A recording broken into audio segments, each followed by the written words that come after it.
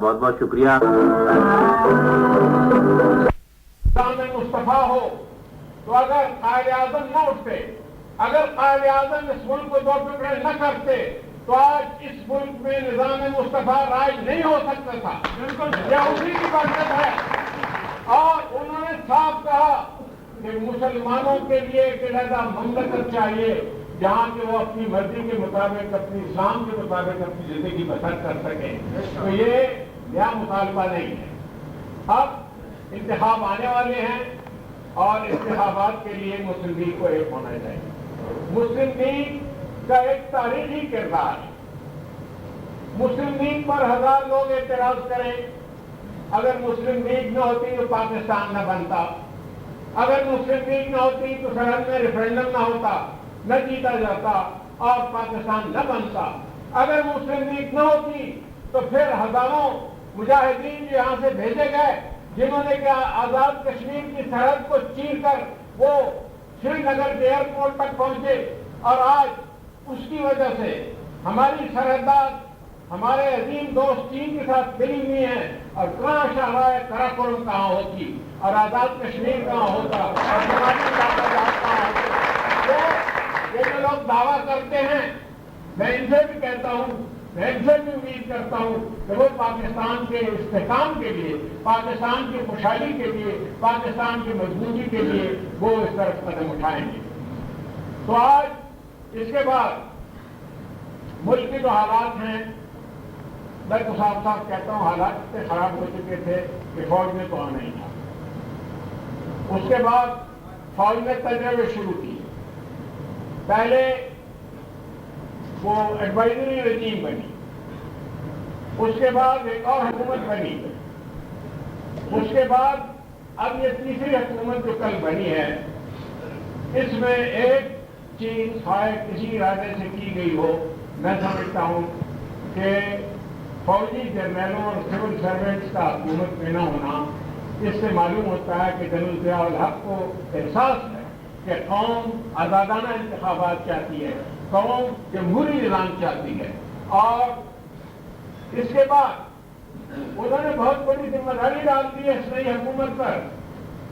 ہمارے نئی حکومت میں جتنے ہمارے قائدین گئے ہیں یا ان کے قائدین جو باہر بیٹھے ہیں، ان کا یہی مطالبہ تھا کہ انتخابات کی تاریخ مقرر کرو، انتخابات جلدی ہونے چاہیے. تو میں سمجھتا ہوں کہ آپ جنرل صاحب نے یہ ذمہ داری اس سول حکومت پر ڈالی ہے کہ انتخابات کے وقت کا تعین آپ کریں، اور کون کا مطالبہ ہے کہ انتخابات جلدی ہونی چاہیے. تو انتخابات کے لیے تیاری کی ضرورت ہوتی ہے. یہ نہیں ہوتا کہ انتخابات آ جائیں سر پر اور اس وقت ہم جمش میں آئیں کہ اب انتخابات کی ہم تیاری کریں گے. تو میرے بھائیوں، میں چاہتا ہوں کہ مسلم لیگ کی تنظیم کی جڑیں بہت نیچے تک زمین میں گئی ہوں، گہری گئی. میں نہیں چاہتا کہ مسلم لیگ چھٹے چھت سے بنے جس میں کہ غالیچے اور قالین اور صوفہ سیٹ اور ٹائپ رائٹر اور مائکروفون لگے. میں چاہتا ہوں کہ مسلم لیگ اگر اس کا گراؤنڈ فلور نہیں ہے، اگر اس کا عوام کے ساتھ تعلق نہیں ہے، اگر وہ ایک عوامی تحریک نہیں ہے، تو وہ نہ مسلم لیگ ہے، نہ قائد اعظم کی تنظیم ہے. وہ کچھ اور چیز ہے جو کہ خواہ آپ کے ساتھ مسلم لیگ کا نام استعمال کریں. تو اس لیے ہمیں چاہیے کہ ہم قائد کے راستے پر. قائد اعظم اس قدر عوام سے ملنا پسند کرتے تھے کہ میں آپ کو ایک واقعہ بیان کرتا ہوں کہ جب وہ پہلے آئے اور ہمیں ڈر تھا کہ ان پر خدا نہ خواستہ کوئی حملہ نہ کر بیٹھے، تو رسال پور میں گئے. مجھے بہت خطرہ تھا، چیف منسٹر تھا، ذمہ میری تھی کہ خدا نہ خواستہ کو حادثہ نہ ہو جائے. تو میں نے انہیں عرض کی کہ آپ اس طرح جو کھلا جا رہے ہیں تو اس میں ہماری ذمہ داری پر بھی بڑا بہت پڑتا ہے.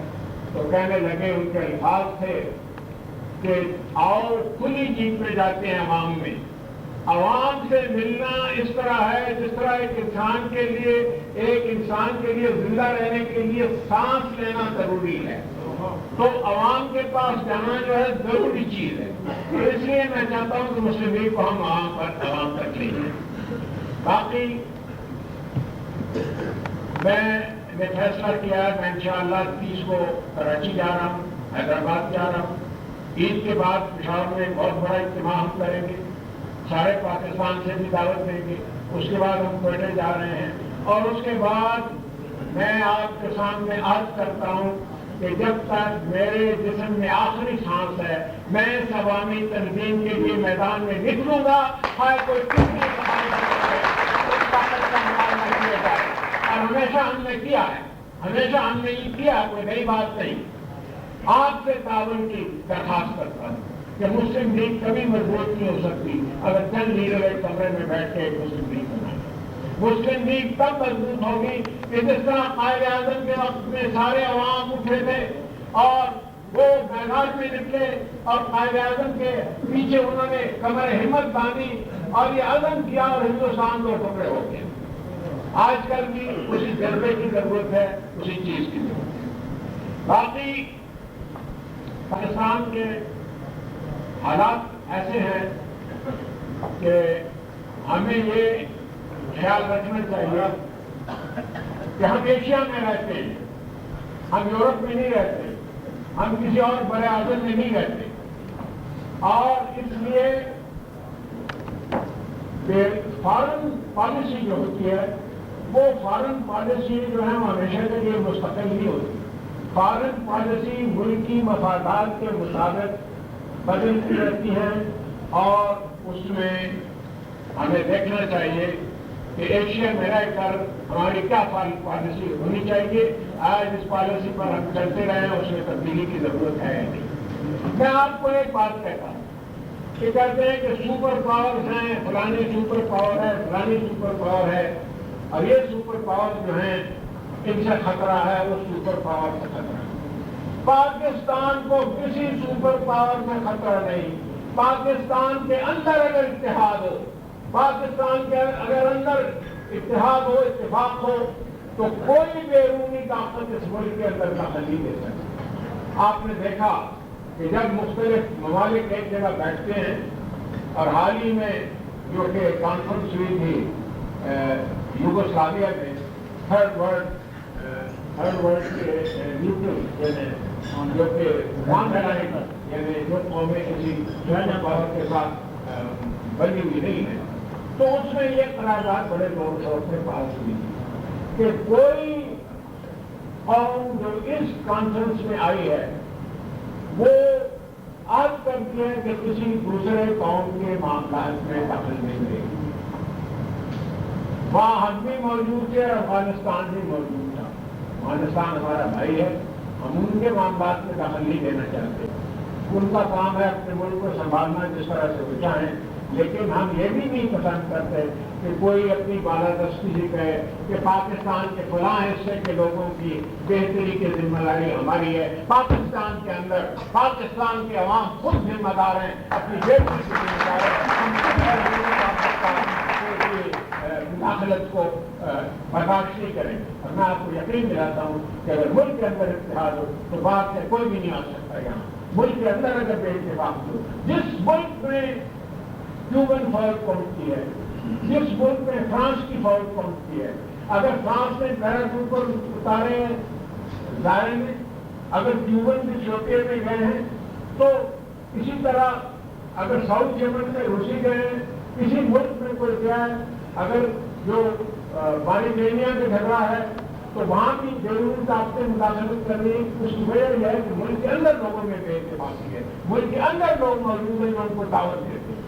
اس لیے پاکستان کو کوئی خطرہ نہیں. آپ کو چاہیے کہ ملک کے اندر ہم اتحاد اور اتفاق پیدا کریں.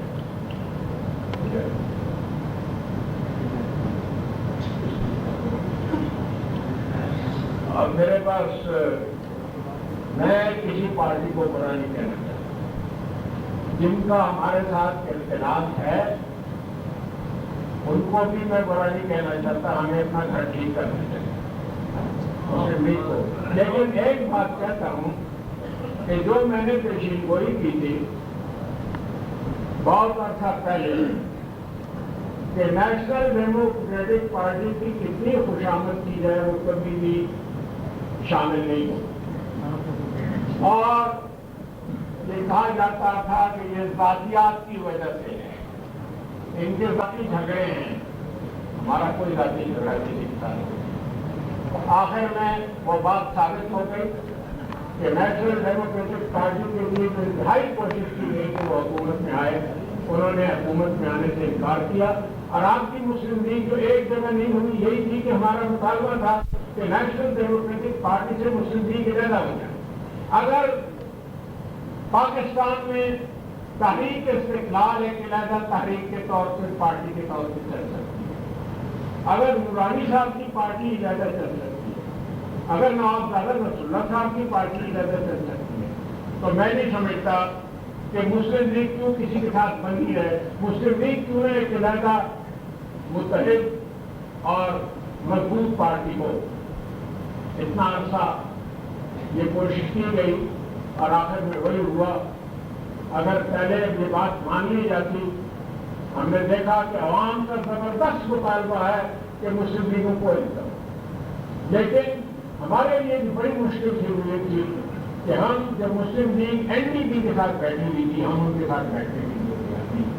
ہمارے سامنے ایک 21 سال کی تاریخ، ہمارے سامنے واقعات تھے، ہم سرحد میں اور بلوچستان میں جو کچھ دیکھ چکے تھے اور پھر اس کے بعد جس پر لاکھ لوگ اعتراض کریں، میں اعتراضوں کی پرواہ نہیں کرتا۔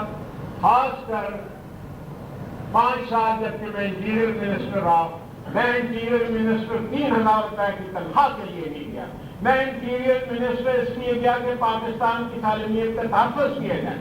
پاکستان کے بہت صوبے جو ہیں ان میں گورنریاں اور حکومتیں ایک خاص پارٹی کو دی گئی تھی، اور اس کے بعد جو واقعات رونما ہوئے اور جو پالیسی ہوئی، میں ایک ہی جواب ہے میرے پاس بھٹو صاحب کی حکومت میں جانے کا، وہ ہے کہ بھٹو صاحب کی پالیسی کا ہم نے رخ موڑا بلوچستان اور سرحد،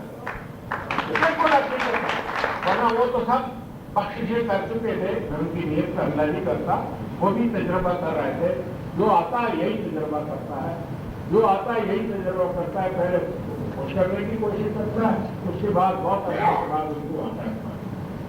خیر یہ تو ایک خود ہی شامل نہیں ہوئے۔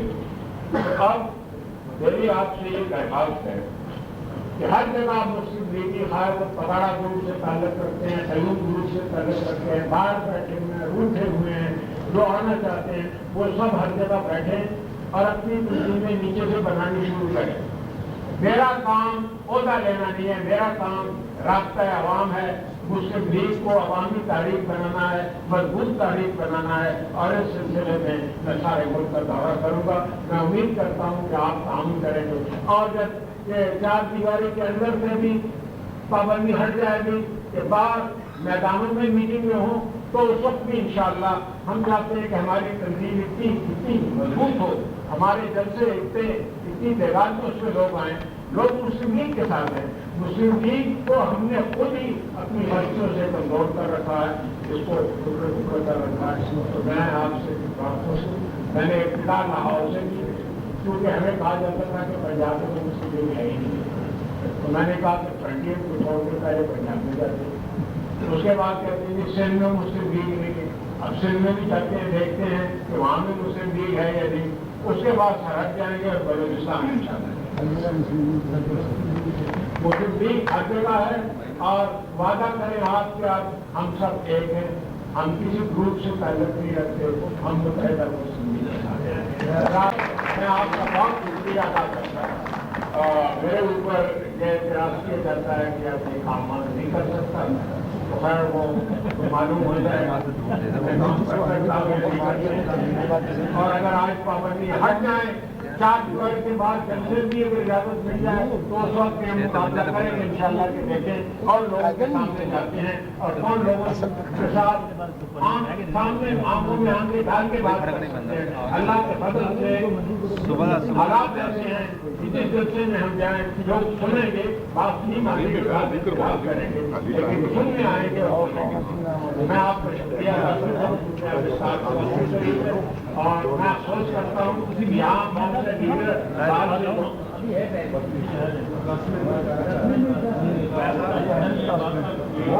بات یہ ہے کہ اور لیڈر باہر سے آئے ہیں، بہت ناراض ہو رہے ہیں۔ میں چاہتا ہوں کہ میں نے جو کچھ کہنا تھا کہ مسلم لیگ کے آئین کے مطابق انٹیگریشن ہونی چاہیے. نئی ورکنگ کمیٹی بنے, اگر اس میں تعداد کم ہے اس کو زیادہ کرو. نئی مسلم لیگ کی کونسل بناؤ, اس کو وسیع سے وسیع تر کرو.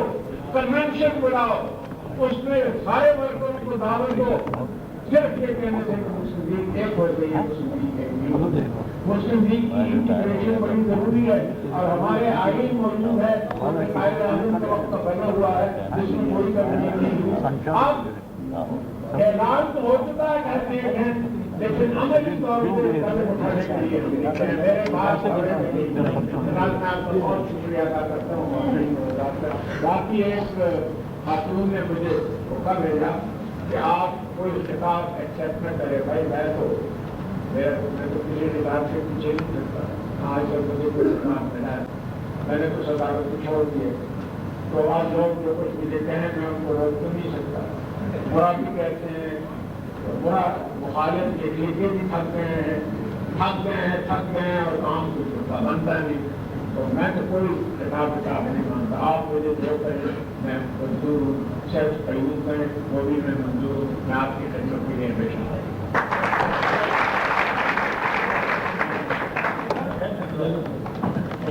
یہ ہے کہ بابائے مسلم لیگ کا خطاب دیا گیا ہے. بابا تو وہ ہیں اور مسلم لیگ بھی جھوٹ رہے ہیں. یہ خطاب تو نہیں, یہ تو ایک حقیقت ہے جس کا بیان کیا گیا ہے.